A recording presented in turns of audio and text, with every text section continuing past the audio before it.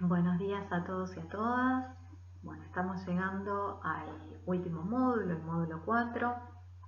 En este módulo vamos a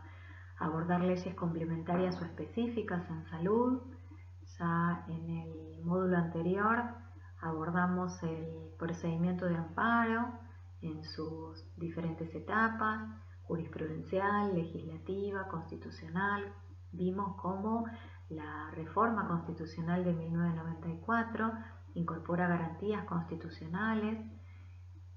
a través del artículo 75, inciso 23, con las medidas de acción positiva, a través del artículo 75, inciso 22, a través del raigambre constitucional que le da a diversos instrumentos internacionales, entre ellos la Convención sobre los Derechos de las Personas con Discapacidad. Vimos cómo se incorpora el derecho de los consumidores a través del artículo 43, con el procedimiento de amparo colectivo o individual, culminando de ese modo con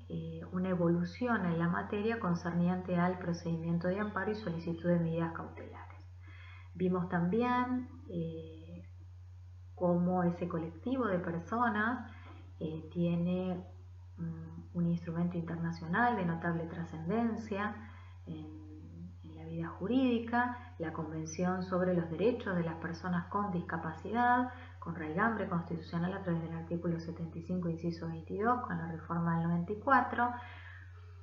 Y ahora nos toca abordar leyes complementarias o específicas en el ámbito de salud. Me gustaría comenzar diciendo que así como las personas con discapacidad tienen la Convención sobre los Derechos de las Personas con Discapacidad con raigambre constitucional, el derecho a la salud se encuentra consagrado en diversos instrumentos internacionales, en nuestra Carta Magna. Ya la Declaración Universal de los Derechos Humanos marcaba en su artículo 25, acápite 1, el derecho a la salud, es decir, que todas las personas tienen derecho a un nivel adecuado que le asegure, así como a su familia, la salud y el bienestar. La Organización Mundial de la Salud, como vimos, da una definición también de lo que considera salud, porque ha ido evolucionando el término a lo largo del tiempo. Y la Organización Mundial de la Salud, cuyo objeto fundacional es mejorar la salud de todos los pueblos, define a la salud como el estado completo, el estado de completo bienestar físico, mental y social, y no solamente la ausencia de afecciones o enfermedades. Entonces, partiendo de esta definición otorgada por la Organización Mundial de la Salud, debemos introducirnos y decir que hay un universo de personas que no están comprendidas dentro del colectivo de personas con discapacidad, pero a las cuales el legislador le otorgó un tratamiento diferenciado. Entre ellas podemos mencionar la Ley 27.306, que es sobre dificultades específicas del aprendizaje. Es una ley interesante por cuanto no en cuanto al objeto, porque ahí hago una crítica respecto de que no necesitamos otra ley que mencione que el objeto de la presente ley es asegurar o garantizar el derecho a la educación de niños, niñas, adolescentes o adultos que presenten dificultades específicas del aprendizaje, porque como ustedes saben, ese derecho a garantizar la educación o el acceso a la educación ya estaba consagrado por nuestra Constitución Nacional, por diversos instrumentos internacionales en la materia, por lo cual en ese sentido es una crítica constructiva que hago a esa ley. Sin embargo, la rescato, me parece una ley de notable trascendencia por cuanto a niños, niñas, adolescentes o adultos que presentan dificultades específicas del aprendizaje, porque primero otorga una definición de qué considera dificultades específicas del aprendizaje, diciendo que son aquellas alteraciones de base neurobiológica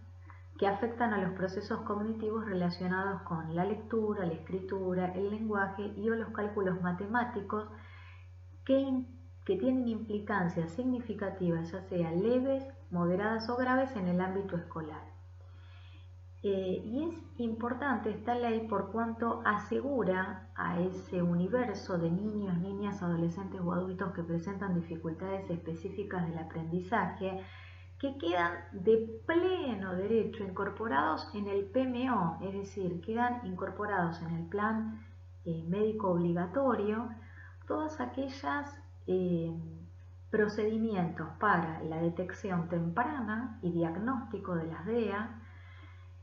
y para todas aquellas prestaciones que necesitaren para abordar integral e interdisciplinariamente estas dificultades específicas del aprendizaje. Y eso es importante porque anteriormente a esta ley muchas de las familias tenían que recurrir al certificado único de discapacidad para tener asegurado una prestación al 100% y poder abordar interdisciplinariamente las prestaciones que ese niño, niña o adolescente necesitaba para esa dificultad específica que tenía en la lectura, en la escritura, en el lenguaje o en los cálculos matemáticos que implicaban en el ámbito escolar dificultades. Y lo cierto es que no son personas con discapacidad, son personas que presentan dificultades específicas del aprendizaje, por lo cual es valiosa esta ley para este universo de personas que no van a necesitar de certificado único de discapacidad, sino que van a estar comprendidas por aplicación de esta normativa específica y van a tener una cobertura integral e interdisciplinaria al 100% de todas aquellas prestaciones que necesitaren y de todas aquellas cuestiones atinentes a la detección temprana para el diagnóstico de las DEA. Luego tenemos otras leyes también importantes en la materia, por ejemplo, la ley 27.351, que habla de a quienes denominan electrodependientes, habla muy claro en el artículo 1 que se va a denominar electrodependientes por cuestiones de salud aquellas personas que requieran el suministro eléctrico constante y en niveles de tensión adecuados para poder alimentar el equipamiento médico previsto por un médico de la matrícula y que resulte necesario para evitar riesgos en su vida o en su salud. Esa también es una ley muy importante, la 27.351, como vemos, impacta en un universo de personas que necesitan de un suministro constante y en niveles de tensión adecuado para evitar el peligro de vida o de su salud. Esto es muy importante, de hecho es tan relevante que en situaciones de aislamiento social preventivo y obligatorio en esta pandemia COVID-19 que estamos transitando, el Poder Ejecutivo, a través del decreto 311-2020,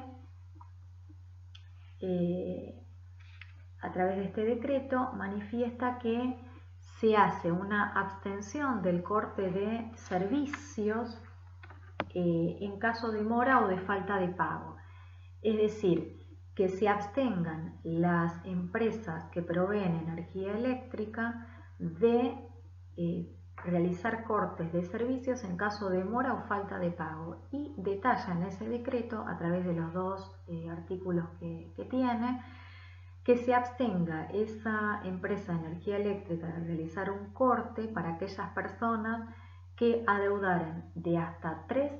facturas, ya sean consecutivas o alternadas, o que tengan un ingreso menor o inferior a 2 saberes mínimos salario vital y móvil. Y dentro del universo de personas que tienen que abstenerse de realizar el corte están comprendidas los beneficiarios de la ley 27.351. Por supuesto, debe incluirla porque ya tienen una ley, que es esta ley 27.351, electrodependientes, que les otorga esta cobertura integral porque necesitan de esa provisión de energía eléctrica para evitar el riesgo de su vida y de su salud. Y así vamos a encontrar otras leyes, por ejemplo la 23.611, que habla del paciente oncológico y que en las clases escritas que les van a llegar se les acompaña inclusive jurisprudencia relevante en la materia para que ustedes observen que aquellos que deciden litigar en el campo de estudio pueden, en caso de vulneración de sus derechos, por ejemplo, en el caso de los pacientes oncológicos, si hay una prepaga o una obra social que se niega a darle cobertura integral al 100% de aquellos medicamentos o tratamientos que necesite o intervenciones quirúrgicas que necesite esa persona que padece un carcinoma, pueden promover una acción de amparo y una solicitud de medida cautelar fundada en la ley 23.611 que alcanza al paciente oncológico, fundada en la Declaración Universal sobre los Derechos Humanos previsto en el artículo 75, inciso 22, en la Constitución Nacional y en otros instrumentos también vigentes en la materia. Luego vamos a encontrar otras leyes, la ley 26.914 de diabetes, la ley 27.071 de pacientes ostomizados, la ley 26.862 de fertilización asistida, la ley de enfermedad celíaca y la ley de hipoacusia 25.415. Como ustedes van observando, son diferentes leyes para las cuales el legislador, reitero, previó un tratamiento diferenciado para este universo de personas que no están dentro del colectivo de personas con discapacidad, pero sí, como estuvimos viendo, están alcanzadas por otros instrumentos internacionales vigentes en la materia. Bueno, se les va a acompañar a la presente bibliografía, artículos académicos y jurisprudencia relevante en la materia. Espero les haya sido de utilidad y hasta la próxima.